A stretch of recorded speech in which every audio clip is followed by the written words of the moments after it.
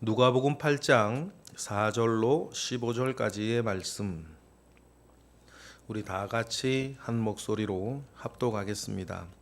각 동네 사람들이 예수께로 나와 큰 무리를 이루니 예수께서 비유로 말씀하시되 씨를 뿌리는 자가 그 씨를 뿌리러 나가서 뿌릴새 더러는 길가에 떨어짐에 밟히며 공중의 새들이 먹어버렸고 더러는 바위 위에 떨어짐에 싹이 났다가 습기가 없으므로 말랐고 더러는 가시떨기 속에 떨어짐에 가시가 함께 자라서 기운을 막았고 더러는 좋은 땅에 떨어짐에 나서 100배의 결실을 하였느니라. 말씀을 하시고 외치시되 들을 귀 있는 자는 들을지어다. 이 비유의 뜻을 물으니 이르시되 하나님 나라의 비밀을 아는 것이 너희에게는 허락되었으나 다른 사람에게는 비유로 하나니 이는 그들로 보아도 보지 못하고 들어도 듣지 못하게 하려 함이라. 이 비유는 이러하니라. 씨는 하나님의 말씀이요 길가에 있다는 것은 말씀을 들은 자니 이는 마귀가 가서 그들이 믿어 구원을 얻지 못하게 하려고 말씀을 그 마음에서 빼앗는 것이요 바위 위에 있다는 것은 말씀을 들을 때에 기쁨으로 받으나 뿌리가 없어 잠깐 믿다가 시련을 당할 때에 배반하는 자요 가시떨기에 떨어졌다는 것은 말씀을 들은 자이나 지내는 중 이생의 염려와 재물과 향락의 기운이 막혀 온전히 결실하지 못하는 자요 좋은 땅에 있다는 것은 착하고 좋은 마음으로 말씀을 듣고 지키어 인내로 결실하는 자니라. 아멘. 예수님의 사역이 얼마나 비범하고 충격적이었을까 생각을 하면 여러분 우리가 직접 눈으로 보지 못하였으나 상상할 수 있습니다. 예수 그리스도 직접 갈릴리 거리를 직접 거니시면서 가르치시고 자신의 가르치신 말씀이 진실로 하나님의 그 말씀인 것을 증명하기 위한 기적이 일어나고 그러한 충격적이고 비범한 사역을 이어가실 때 그때 갈릴리 사람들이 받았던 충격, 그 놀람은 엄청난 것이었을 것입니다. 그러니 예수님에 대한 소문은 나날이 퍼져나갔고 갈릴리 인근에 붙어 있던 이방 지역인 시돈이나 두로 지역에서부터도 많은 이방인들이 심지어는 예수님의 어떤 고난주간 가까이 가면 헬라 사람까지 예수님을 찾아올 정도로 예수님에 대한 소문은 퍼져나갔을 것이고 더 많은 사람들이 예수님을 또한 찾고 예수님께로 몰려왔을 것입니다. 그 모든 사람들에게 여러분 뿌려지는 말씀이 있는 것 아니겠습니까?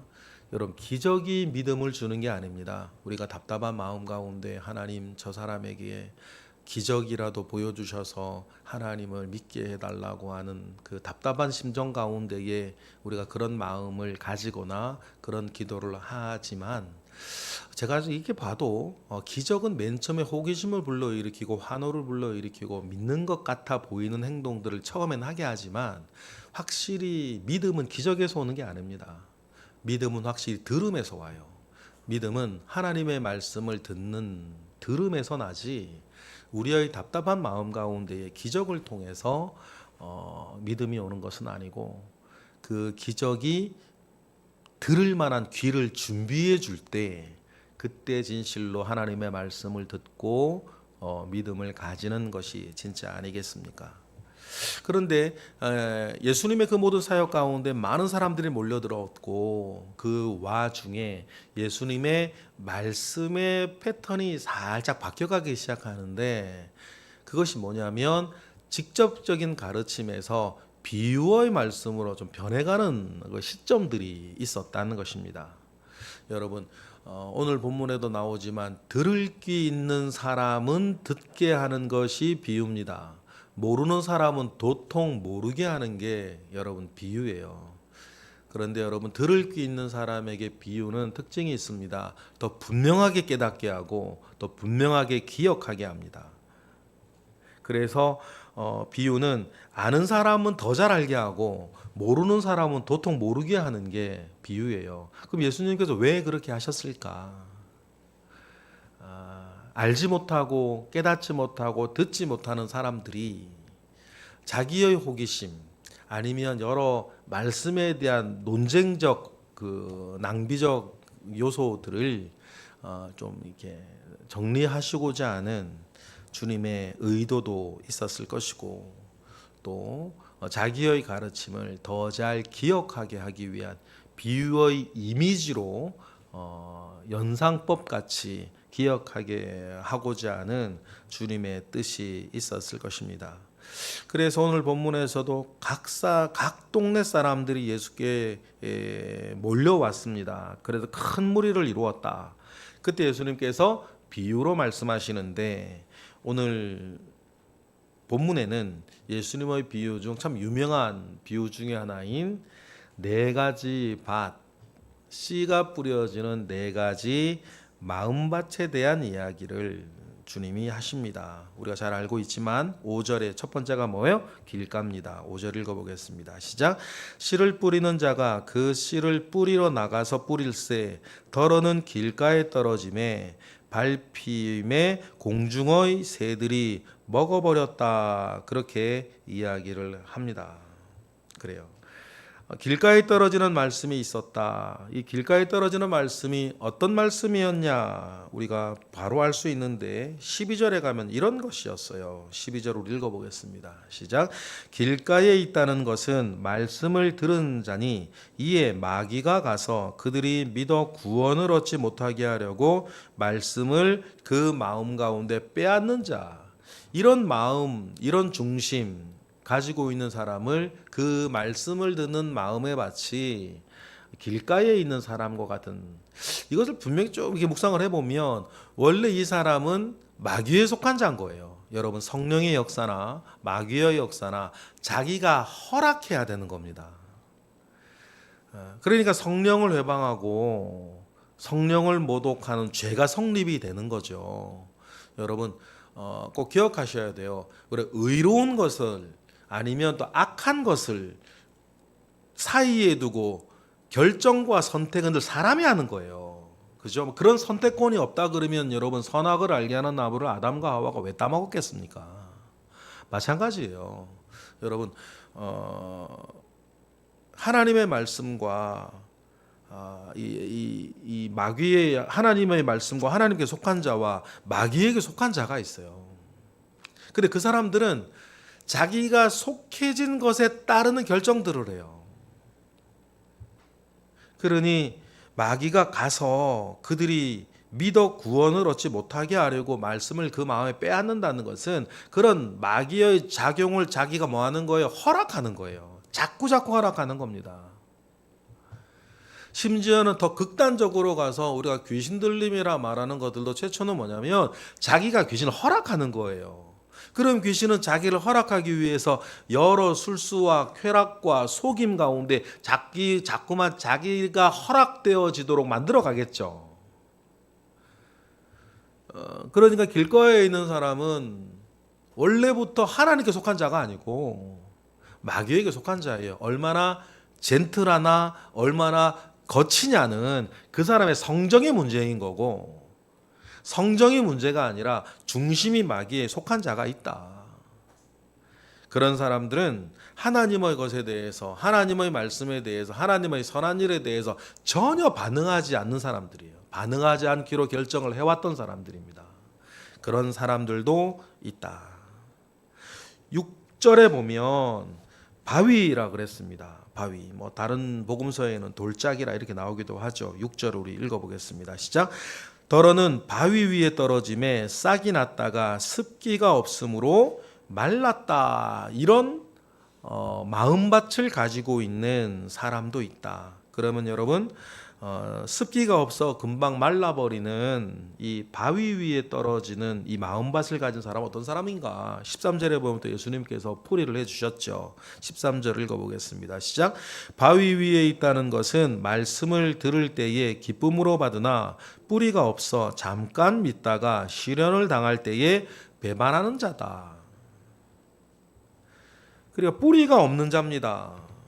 말씀을 들을 때에는 기쁨으로 받아요. 이런 사람들은 말씀을 전하는 사람의 영향을 되게 많이 받습니다. 막 재미있고 웃기게 재미있게 말씀을 전하면 반응을 하고 좀 이렇게 좀 정연하게 얘기하면 지루해 하면서도 이렇게 말씀을 전하는 사람들의 반응을 영향을 많이 받는데 이 바위 위에 있다는 이 사람을 우리가 잘 이해하려면 이런 거예요. 영화를 보다가 드라마를 보다가 여러분들이 가슴에 감동을 받아서 울컥하고 눈물을 흘릴 수 있어요. 그죠? 그런데 그것이 내 삶에는 전혀 영향을 주질 않아요. 영화를 보면 그 스토리 보드 안에 있는 그 정황 속에서 막 감동을 받아 눈물도 흘리는데 그것이 뭐하고는 상관이 없어요. 나하고는 상관없어요. 주인공이 죽다 살아나서 감동해서 눈물을 흘렸지만 그게 내 상황은 아니란 말이에요. 마치 이런 것처럼 말씀을 듣고 보는 사람의 마음밭이 있어요. 그걸 주님 뭐라 그러셨어요? 바위 위에 바위 같은 마음을 가지고 있는. 그래 그 바위 위에 약간의 흙은 있겠죠. 그러나 뿌리를 내릴 수도 없고 습기도 없어서 듣는 귀 가운데에 웃을 수도 있고 듣는 귀 가운데에 울컥할 수도 있는데 자기하고는 상관이 없는 그런 마음밭도 있다는 것입니다. 7절로 다시 가면 7절에 세 번째 마음밭이 나오죠. 7절 읽어보겠습니다. 시작. 더러는 가시떨기 속에 떨어짐에 가시가 함께 자라서 기운을 막는 사람들이 있다. 이러한 마음 바친 사람들 결과는 같아요. 새 앞에 두 개와 결과는 같은데 말씀을 들어도 결실은 전혀 없는 이런 사람들은 어떤 사람들이냐? 14절이에요. 읽어보겠습니다. 시작. 가시떨기에 떨어졌다는 것은 말씀을 들은 자이나 지내는 중에 이생의 염려와 재물과 향락의 기운이 막혀 온전히 결실하지 못하는 말씀을 듣습니다. 가시덤불과 같은 마음에 있는 사람 말씀을 들어요. 옳다고 생각이 되어지기도 하고 맞다고 생각이 되어지기도 합니다. 그런데 그 사람에게 중요한 건 말씀이 아니고 하나님의 뜻이 아니고 하나님의 일은 아니에요. 그 사람에게 중요한 건 뭐예요? 자기 삶인 거예요. 이생의 염려와 이생의 재물과 이생의 향락이 더 중요한 사람들이 있어요. 여러분 하나님 앞에 산다고 하고 심지어는 하나님 앞에 사역을 한다고 하는 사람임에도 불구하고 자기가 더 중요한 사람들이 있어요. 모든 것은 자기를 중심으로 돌아가요. 자기 부인이 되어지지 못한 신앙인이 있습니다. 심지어 자기 부인이 되어지지 못한 사역자들이 있어요. 나중에는 자기가 어떤 자였는지 드러납니다. 제가 요즘 보면 자기가 결국 어떤 자였는지 드러나는 사람들이 왜 그런가 보니까 어떤 영적인 것에 재미도 떨어졌고 이런 것도 있는 것 같아요. 젊을 때에는 누군가가 자기 윗사람의 누군가라도 자기 윗사람의 눈치를 봐요. 성도도 마찬가지고 목회자도 마찬가지. 누군가의 눈치를 보면 자기를 조심해요. 그런데 70이 넘고 80이 넘으면서 더 이상 어떤 사람이 없어져요?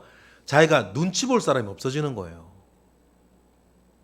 그러면서 다른 사람 눈치 본다고 조심하고 있던 자기의 본성이 드러나는 것 같아요. 그러면서 나이가 들어갈수록 하나님에 대해서 사람에 대해서 아나무인인 사람들이 있어요. 더 이상 눈치 볼 게 없으니까 나이가 올라가면서. 이런 자기 부인이 되어지지 못하고 있는 신앙, 자기 부인이 되어지지 못하고 있는 중심들이 있어요. 그러면 이 사람들은 결국 자기가 중요해요. 그러니까는 가시떨기 같은 마음들인 거예요. 이생의 염려와 이생의 재물과 이생의 향락이 사실상 자기에게 더 중요해. 그러면서 이런 사람들이 잘하는 말이 있어요. 인간이 연약해가지고 이런 거 말이에요. 어쩔 수 없다고 이런 얘기하면서. 결국 그 말의 핵심은 뭐냐면 그 사람에게 중요한 건 하나님도 아니고 하나님의 뜻도 아니고 사실상 복음도 아니고 믿음도 아니고 자기가 중요한 사람이에요. 겉모양으로는 뭐 이렇게 저렇게 인간이 얼마나 간교합니까? 겉모양으로는 뭐 얼마든지 치장해서 영적으로 뭐 신앙적으로 교회의 문법에 익숙한 사람들이 막 이렇게 얘기할 수 있는데 결국 가만히 몇 차례 이야기를 들어보면 결국 자기가 중요한 사람. 그 사람들은 말씀을 들어도 결국 자기의 이해득실에 따라 모든 것을 재단하면서 말씀을 듣기 때문에 당연히 뭐가 없겠어요? 말씀의 역사가 없고 말씀의 결실을 볼 수가 없지. 가시떨기에 떨어졌다는. 여러분, 이 모든 말씀들이 또 각별히 우리 주님이 우리에게 하신 말씀이라는 것을 여러분 크게 받으셔야 돼요. 이러한 인간의 본성, 이 젖어 있는 타성은 2000년 전이나 지금이나 갈릴리 지역이나 이 성동구나 마찬가지인 거예요. 왜냐하면 인간의 본성은 다르지 않으니까. 그 사람들은 낙타 타고 다니고 우리는 지하철 타고 다닐 뿐. 인간의 본성은요, 태거로부터 지금까지 변함이 없는 거예요. 그러니까 하나님의 말씀을 대하는 이 세 가지 잘못된 마음밭의 성향이 혹시 나에게는 있지 아니한가? 여러분, 우리 늘 두렵고 떨리는 마음으로 우리 자신을 돌아보아야 할 줄로 믿습니다. 이 사람들의 특징이 있어요. 수십 년을 믿어도 믿음의 결실과 마음의 결실은 없고, 교회도 결국 자기 재미인 거예요. 자기 재미. 예전에 제가 어떤 여자 성도에게 믿음으로 신앙생활을 해야지 자기 성품으로 신앙생활 하지 말라고 그런 이야기를 10년 전쯤에 한 적이 있어요. 그 이야기를 두고 겉으로 표시하지는 않았지만 되게 기분이 나빴대요. 그런데 몇 개월 전에 그런 얘기를 10년 전에 이야기를 꺼내면서 그때 기분이 되게 나빴는데 그게 무슨 말인지 이제 알겠다고 고백하는 사람이 있었어요. 여러분, 그래요. 믿음으로 신앙생활 하는 사람이 있고 성품으로 신앙생활이라고 일합시고 하는 사람들이 있어요. 그 사람은 원래 성품이 착해요. 그 사람 원래 성품이 순종적입니다. 그 사람은 원래 충성스러워요. 그래서 자기 성품 따라가요.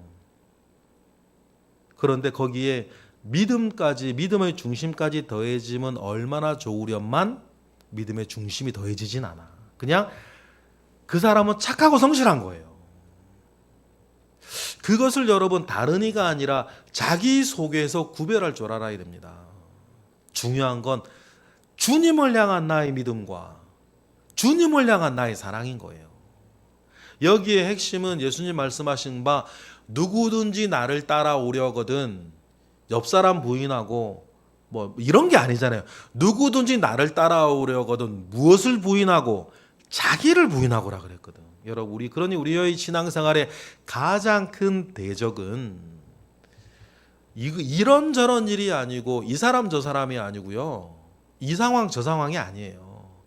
우리의 믿음 생활을 가로막는 가장 큰 대적은 여러분 죄송하지만 자기 자신이에요. 누구나 그래요. 누구나.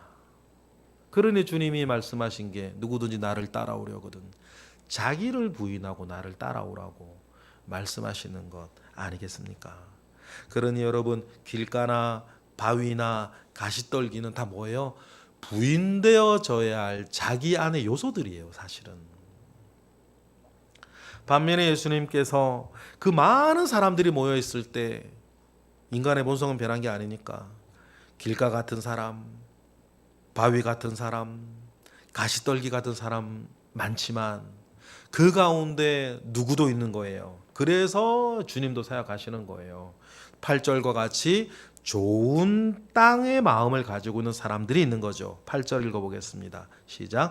더러는 좋은 땅에 떨어짐에 나서 100배의 결실을 하였느니라. 이 말씀을 하시고 외치시되 들을 귀 있는 자는 들을지어다. 더러는 좋은 땅에 떨어지는 씨앗들이 있어서 주님은 계속 사역을 하십니다. 좋은 땅은 어떤 자입니까? 15절로 보겠습니다. 시작. 좋은 땅에 있다는 것은 착하고 좋은 마음으로 말씀을 듣고 지키어 인내로 결실하는 자니라. 그러면 여러분, 착하고 좋은 땅은 어떤 땅입니까? 어떤 마음의 특징을 가지고 있죠? 듣는 사람이에요, 첫 번째. 그리고 두 번째 뭡니까? 듣고 지키는 사람이에요. 한 번, 두 번 지키는 게 아닙니다. 그 지킨 말씀을 어떻게 해요? 끝까지 인내하는 거예요. 가슴에 품고 듣고 지키고 인내하는 마음이 뭡니까? 좋은 밭의 사람이에요. 듣는 게 중요합니다. 믿음은 들음에서 나니까. 그런데 여러분, 한 발 더 나아가 들은 그 말씀을 지키는 거예요. 그래서 지키다 보면 여러분 잘 아시잖아요. 내가 말씀 따라 믿음 따라 산다고 언제나 일사천리로 모든 일들이 그때 막 탁탁탁 다 됩니까? 그렇진 않아요. 세상이 그렇게 단순하고 만만하지 않습니다. 말씀을 지켜나간 나의 순전함에도 우리가 늘 자기를 부인해야 될 요소들이 있으니까 그런 모든 것들이 정리되어져 나아가는 또 하나님께서 허락하시는 좋은 때라는 것이 또 있단 말이에요. 그리고 하나님의 좋은 그것을 내가 받을 만한 사람, 받아 누릴 만한 준비가 되어지는 과정도 필요하단 말이에요. 그러니까 우리가 선한 일을, 착한 일을 말씀 따라 믿음 따라 지키며 행할 때에도 곧 반드시 뭐가 필요한 거예요?